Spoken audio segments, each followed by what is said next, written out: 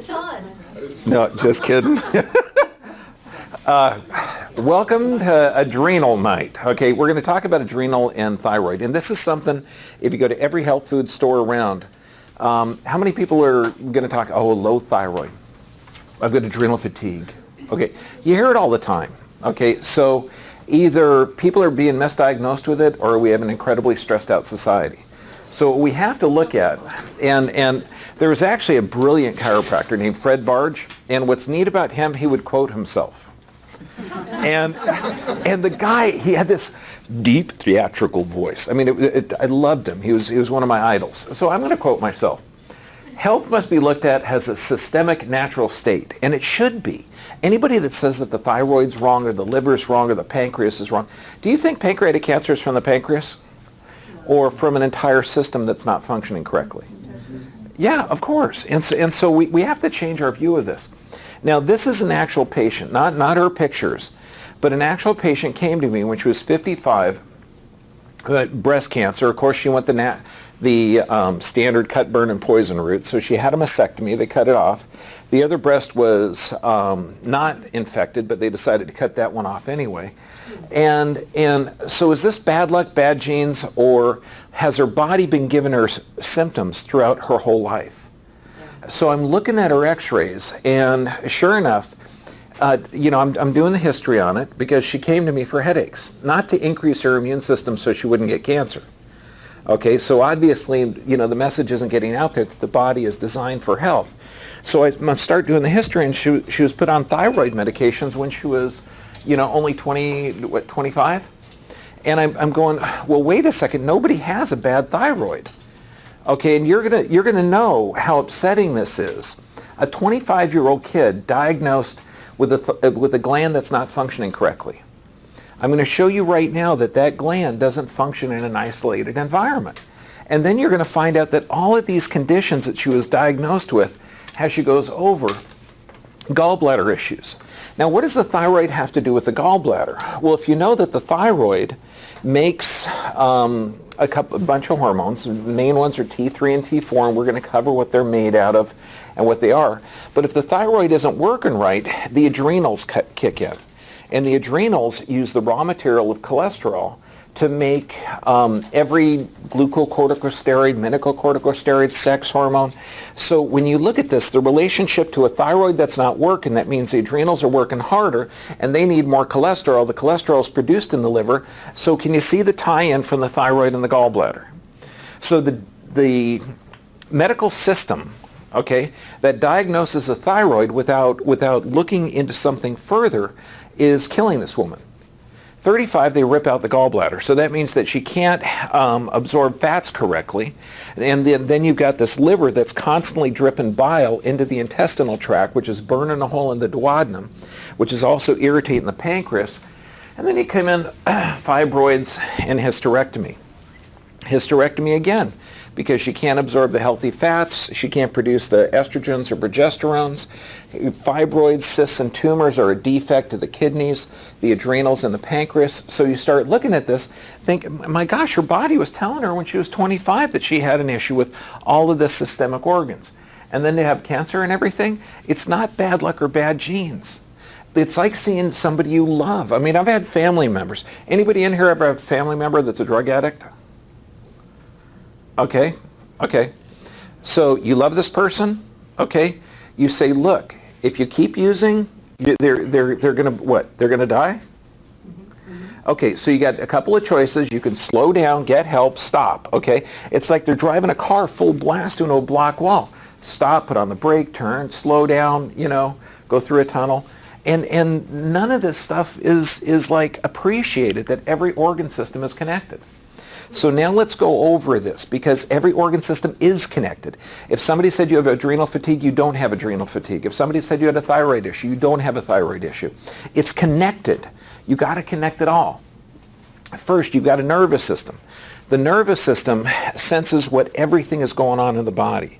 And you've got an organ called the hypothalamus, and this is sensors inside of that nervous system that's telling you what the state of the body is. Okay, and it can sense T4, but it also senses other things. So it produces thyroid-releasing hormone. And this sends a signal over to the pituitary gland. And the pituitary gland, it used to be considered a master gland, and that's still what it's called.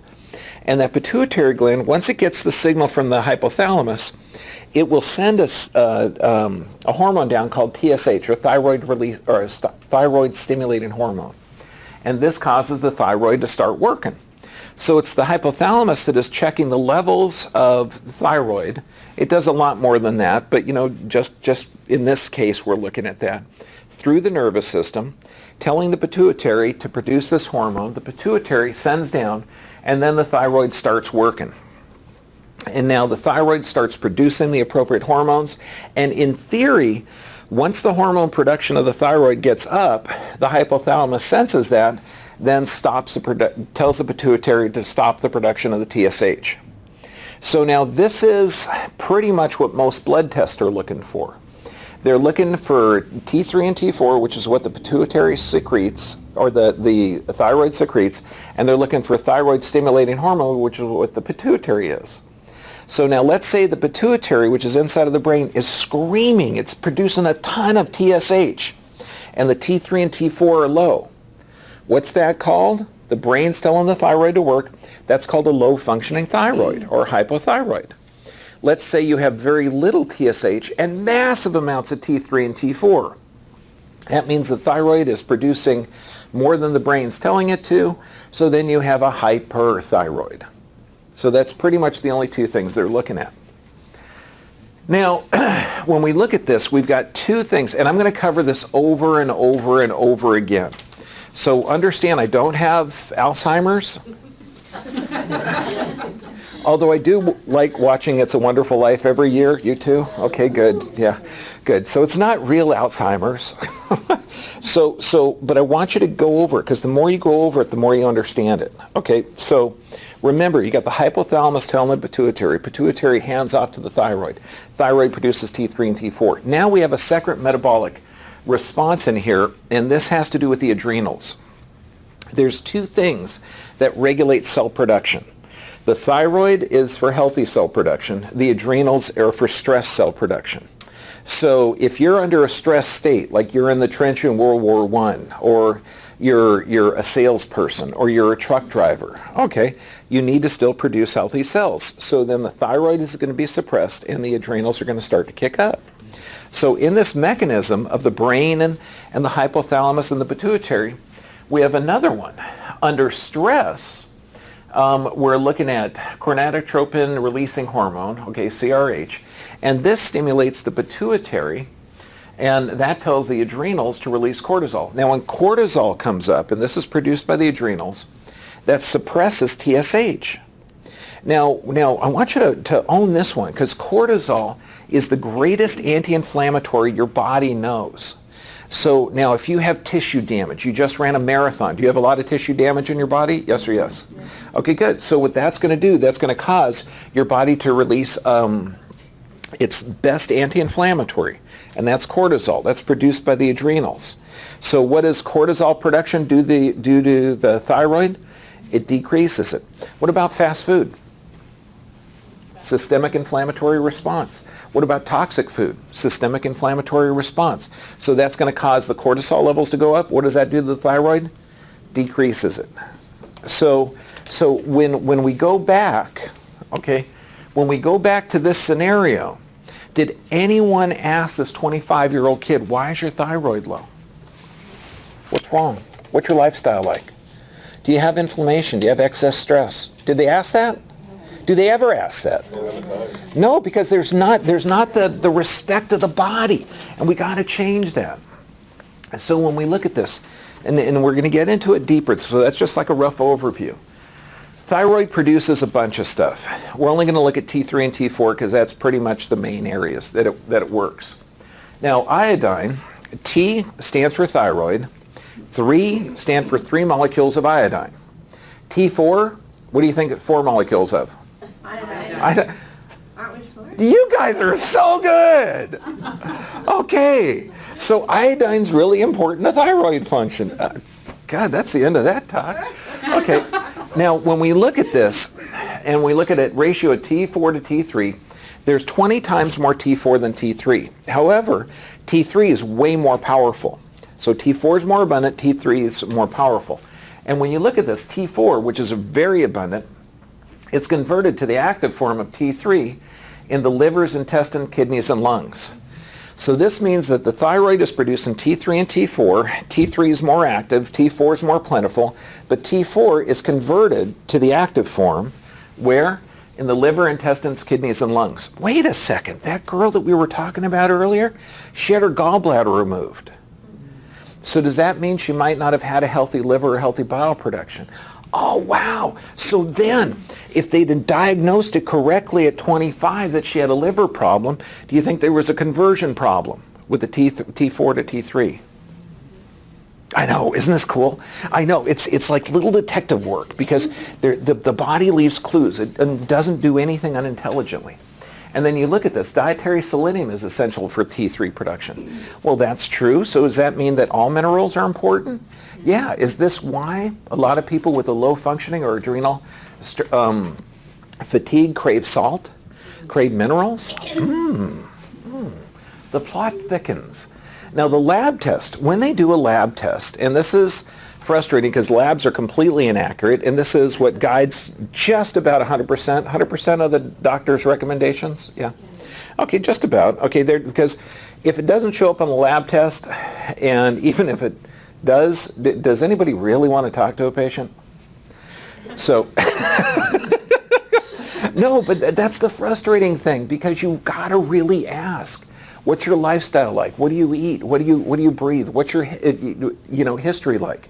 They don't do that. I mean, modern society, you got what, 3-4 minutes with a patient? Got your lab test here, sir. It shows you got a low functioning thyroid. Don't worry about it. Here's some Thyroid. You'll be just fine. Okay, we'll raise that and we'll change that blood test for you. Although I'm not asking him about his health. I'm not telling him what or asking him what's wrong. I'm not looking for it. Okay, so when you look at this, the lab test for T4 or T3 uptake. Now, what's interesting with T3, estrogen binds to the binding protein or the binding globulin because T3 and T4, they're both bound to this thyroid binding globulin. And what's wild is that T3 and T4, and this is like a carrier protein, estrogen also binds to it. So does this mean that if somebody is high in estrogen, like let's say you're taking a blood test of a woman during her menstrual cycle or during menopause, or if that woman eats pesticide-laden foods, okay, which is high in estrogens as well, because most pesticides are estrogen-based. Does that mean that somebody eats high pesticide-laden or fast food, that they're going to present with a low-functioning thyroid? Yeah, because the binding globulin isn't available to carry the thyroid around and it won't show up on the blood test. So then you start looking at this, say, wait a second. So does this mean that when they're looking at total 3T or T3, high blood pressure drugs, acute illness, steroids, all bind to that binding globulin. So that means that high blood pressure drugs are going to show up as a low T3 count or a low functioning thyroid. Does that mean that medications, illness, they're even calling it a low T3 syndrome. It's not a syndrome. Okay, you got to do a little bit more detective work. And so again, when we look at this, T3, how much is bound to that thyroid binding globulin? 99.9%. So that means anything that affects that carrier protein is going to affect the levels that we see of T3 and T4. 99.5% of T3 is bound to it. So does that mean that instead of looking at blood tests that diagnose a low functioning or a high functioning thyroid, that perhaps we should look to the dietary, nutrition, or stress factors that affect the 99.9% of the T3 and T4? Yes, I know. Is that done today? No. I know, and it seems pretty simple, but we should just look into it. Aspirin therapy contributes to hypothyroid. Estrogen binds to it. So again, what are some of the things that would bind to it? Let's look at polyunsaturated fats, and that's one of the things that I have on this chart here by Dr. Ray Peat. And he is probably the most brilliant guy when it comes to thyroid. RayPeat.com. He is a genius. There's an article on polyunsaturated fats negatively affecting the thyroid. So when we look at this, how many people out there are saying, well, I don't want cholesterol. I'm going to have this vegetable oil. It's clear and good for you. Okay. Yeah, it's genetically modified canola oil and soy oil. And this is even in some health food products. Okay, we're talking safflower, sunflower, walnut oil. All of those oils, they're polyunsaturated fats. They lower the thyroid function. They decrease it. I mean, and when you look at this, how many things bind to that estrogen? Oh! Wait, I'm sorry. I'm okay. It's just the wild animals scare me. Plus, do you like the new picture with blood on his face? Okay, just a little. Okay, so when we look at this, physical, chemical, and emotional stress. Remember, we've got those two balance things, okay? Under stress, thyroid's decreased, adrenals are up high. Now, has anyone ever hit their thumb with a hammer, or is it just me? Yeah? Okay. You know how it hurts really, really bad? Okay, and then the pain kind of goes away, and then, oh God, I'm noticing it again. It hurts really, really bad. That's because your body produces a pain reliever 40 times more powerful than heroin. So it has these organ systems that produce, endorphins and kephalins. I mean, we're talking a great, great pain reliever. Well, they can't produce it on a consistent level. So it has to build up the raw materials, then produces the protein. So you're going to notice pain waxes and wanes. Okay, and this is why, you notice pain and hurt goes in and down. Same thing with this. When we look at physical, chemical, and emotional stress, the body is going to raise the adrenals because that's your stress response, and it's going to lower the thyroid. Now, what's the normal stress response in under being chased by a tiger? Are you going to have a higher blood pressure? Yeah, are you going to have, is the liver going to break down more glycogen to glucose so you have elevations in blood sugar? You don't want a lot of blood going to digestion, so that's going to be shut down. So then you start looking at this, say, wait a second, if blood to digestion is shut down, that means serotonin and the neurotransmitters. So that means chronic adrenal fatigue is going to lead to depression, anxiety, stress. Does that make sense? And you start looking at this and you go, well, wait a second. How many people are misdiagnosed with high blood pressure, high blood sugar, high cholesterol? Wait a second. Now, cholesterol is the precursor to every hormone your adrenals make. Your adrenals are the pharmacy of the body. They make every glucocorticosteroid, mineralocorticosteroid, and sex hormone. They use cholesterol as the raw materials for it. And so when you're under stress, your body's producing that cortisol. What is it? What does the adrenals need to build cortisol? Cholesterol. So no wonder. That means the natural stress response under physical, chemical, and emotional stress, your body requires higher cholesterol. So how many people in our society today are diagnosed with high cholesterol? What's really going on with them is their adrenals are requiring it. It's working harder. It means they have a lower functioning thyroid state and they're suffering some type of stress. Okay? Nobody should be taking a cholesterol drug. There's a number of books on it, the cholesterol myth, the statin nation. It's a completely foolish approach to health because it's the precursor to all stress hormones. Now, what things are suppressed when you're under that adrenal dominant state or the physical, chemical, or emotional stress? Blood supply to the gut, so that means lower serotonin, lowered immune system, low body regeneration. TSH, thyroid stimulating hormone, is decreased. You're going to be misdiagnosed with a low functioning thyroid. Why? Because you don't want a normal metabolic response. You're in stress. Okay, does that make sense? So now we're talking physical stress. Does that mean somebody sitting at a desk bent over like this? Okay, my Tuesday mornings, I'm not adjusting people. Okay, I get here about 5:30, 6 in the morning. I start late. Okay, and I'm back there. No, seriously, because like on the regular days, I'm here at 4:45, so that's like a normal day. So I sleep in, and I'm at that desk for about 5 hours, and it hurts. I mean, you got to stand up, you creak, it's miserable. Okay, now is that stress? Yeah, that's physical stress. How many people work at a desk, not like me, one day a week, but 8 hours, or drive? Or the chemical stress, okay, of eating fast food, or the emotional stress of, not having a healthy relationship. This is the same response. Okay, now this is huge. This is a mother and daughter, okay, and this right here is a low back with a normal bowel gas pattern. This right here, see all the black stuff and the twisted bent up spine? Abnormal one. Now, the girl on the left, which body's under more stress? 17-year-old. Yeah, the kid. Okay. Now you can see that there's an abnormal gas pattern, so that means either the nerves are directly compromised or there's a toxic food. But what kind of inflammatory response is the person on the right experiencing? Huge. So are they going to have a healthy thyroid functioning or low functioning thyroid? Low. Are they going to be in adrenal fatigue? Yes. Yeah. So are they going to be able to pay attention in school? No. So we got an idea. Let's give them a class 2 narcotic. Ritalin, you know, just a helper in school. Wow. I know, that shouldn't even be an option. Okay, but what we can do, and it takes a little bit longer, get the pressure off the nervous system, get her gut healed. We could give her a mild stimulant like coffee or espresso with a little bit of sugar, which actually helps the thyroid function. So it's going to get her through this crisis here. But thank God she's got an intelligent mom. Her mom said, hey, look, there's something wrong. Now, would a gastroenterologist get this? No. Endocrinologist? No. Neurologist? No. Medical doctor? The standard general one? No. Nobody. Not in the medical system today. You know, because very, very few practitioners understand that the body gives symptoms for a reason. Okay, and then you could look at it. Did she have multiple courses of antibiotics? Did she have dental work? Did she have ear infections as a kid?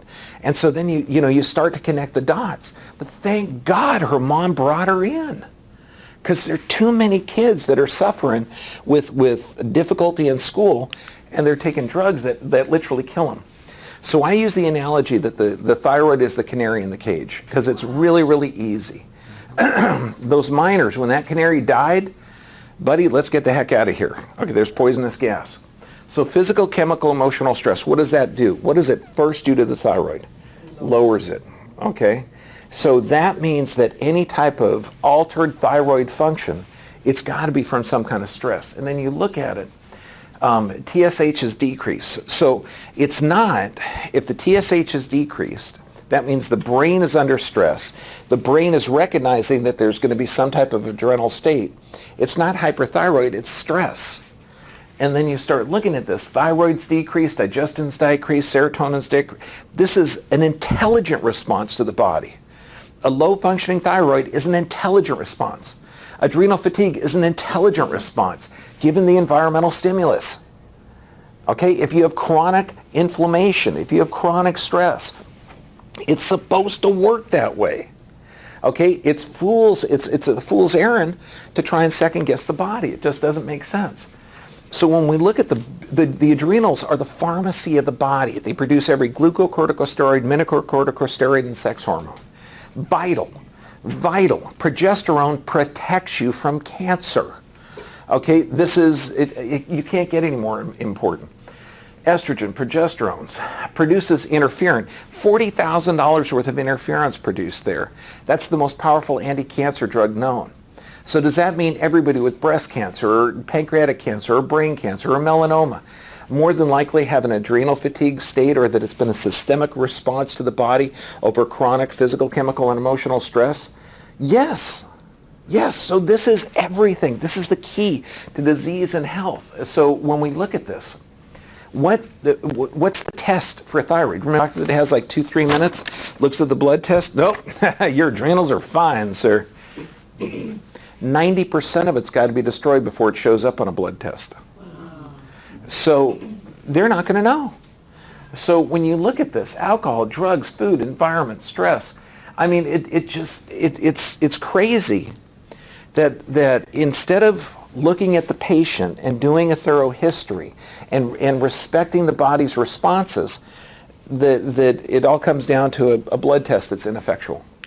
Okay, so when we look at this, and this is again, cortisol is the greatest anti-inflammatory known, but it's to keep you alive short term. If it's long term there, it kills you. So short term cortisol regulates fat, protein, carbohydrate metabolism, immune system response, anti-inflammatories, helps with blood pressure, everything.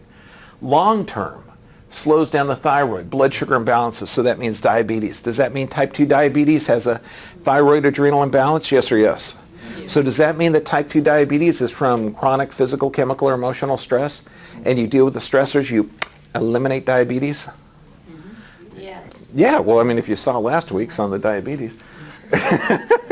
Sleep disturbances, okay? So does that mean that the person's in a chronic stress state? If they can't sleep, what happens? They can't repair their tissue. If they can't repair their tissue, they get in an adrenal dominant state. And all of these things, they're all clues. Depression, lupus, they're clues that the body's in an altered metabolic state. I mean, it's so easy. Now, you've got this balance. This is going to seem insanely simple. What causes the thyroid to go down? The adrenals are up. You want a healthy functioning thyroid? We calm the adrenals down and get the thyroid working correctly. Okay, so now, what lowers thyroid function? Estrogens. So that means pesticide-laden foods, commercially produced animals. Okay. High cortisol. So that means a chronic inflammatory state. So this means people that are causing systemic inflammation. So when we look at it, liver toxicity, fluoride. Ooh, fluoride. That's bad. Can you imagine a society mass medicating the population without control of the dosage of a toxic substance that will destroy the thyroid? Oh, I'm sorry. Welcome to California. Okay, so don't worry. We have a filter that filters out the fluoride. Okay, you know, I mean, this is just insanity. Okay, stress, toxic food, medications, vaccinations. Oh yeah, that's a winner. Okay, you foreign animal and viral proteins with aluminum and formaldehyde and everything injected into your bloodstream. Yep. Okay, what helps the thyroid? A healthy gut. Takes about 30 to 45 days to heal the gut. Okay, so what does healthy gut function mean? Healthy nerve supply, healthy food. And then what helps the thyroid? Low cortisol, so less inflammatory foods in the body. We're talking healthy food, healthy water, and low stress. There's got to be something more. Human beings can't be that simple. We're talking healthy food, healthy water, and healthy stress? Oh. Yeah, healthy stress. Right now, if we all went up into the atmosphere and were free of gravity, what would happen to our bones? They disintegrate. Yeah, we'd be squid. No, I need this. I need the healthy stress from gravity. Na-na. Okay, now, since cortisol causes a decreased inflammatory response, what lowers cortisol?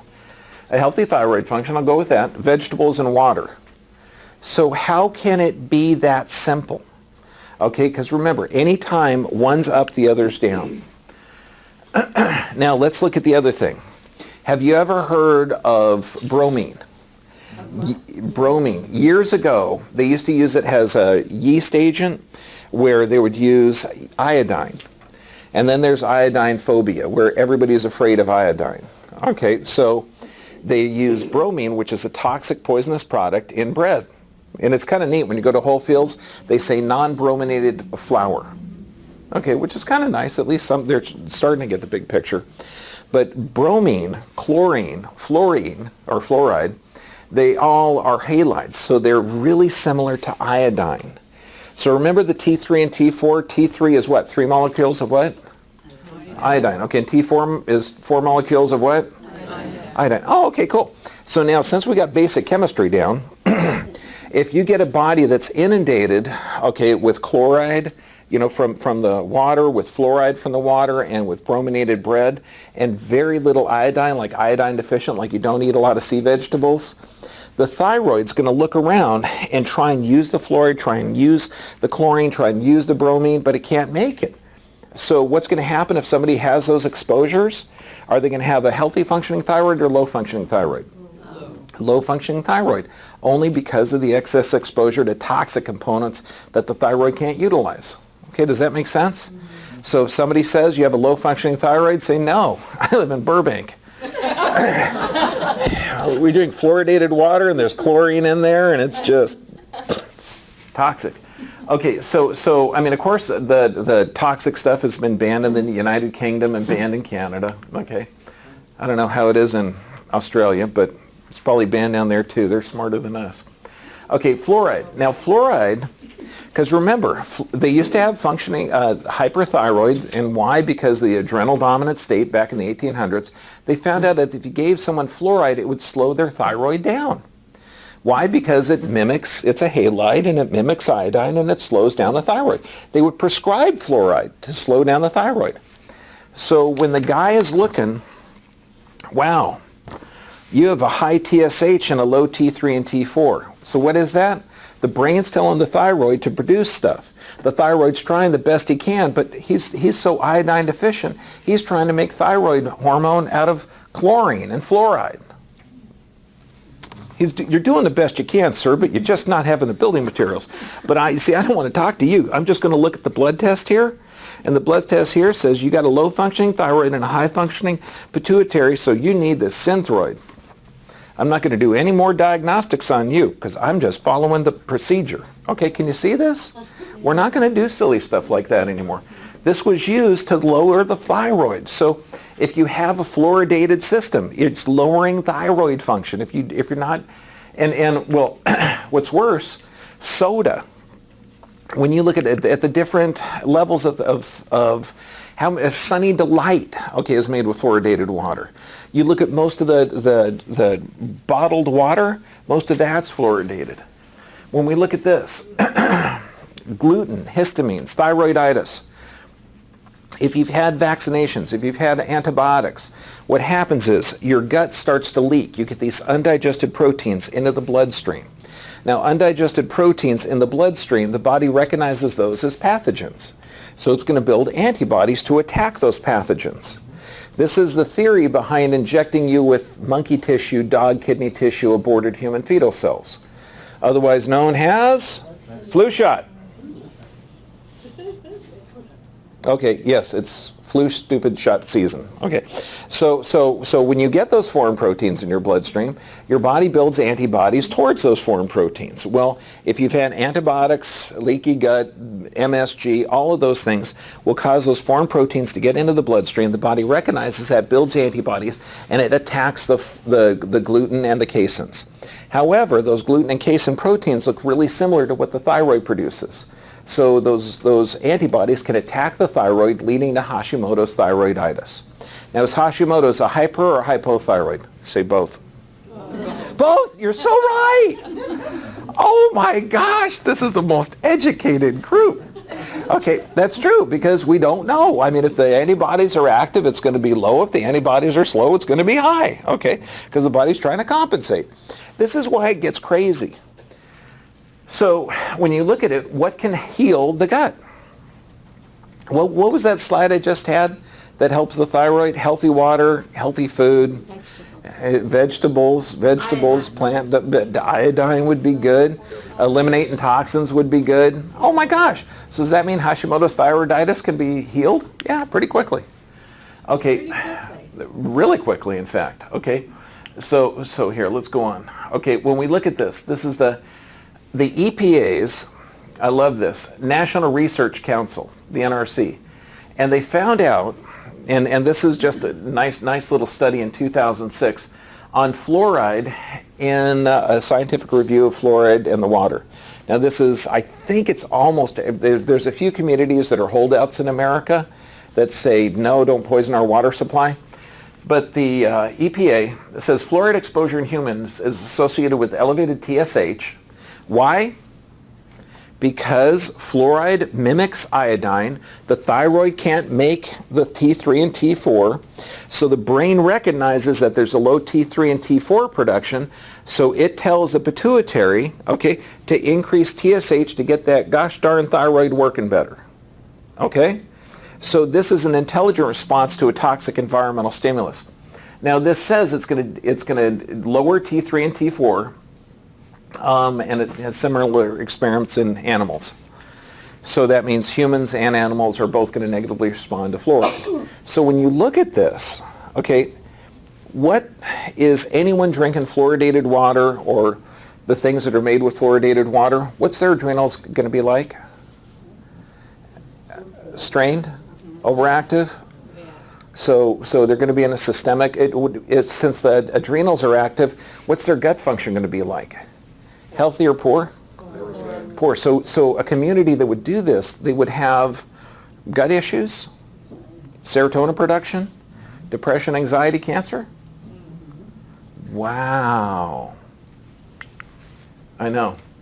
So when we look at this, symptoms of a low functioning thyroid, and you could say, or an excessive functioning in adrenals, or response to a toxic deficient environment, or response to excess physical, chemical, or emotional stress. Okay?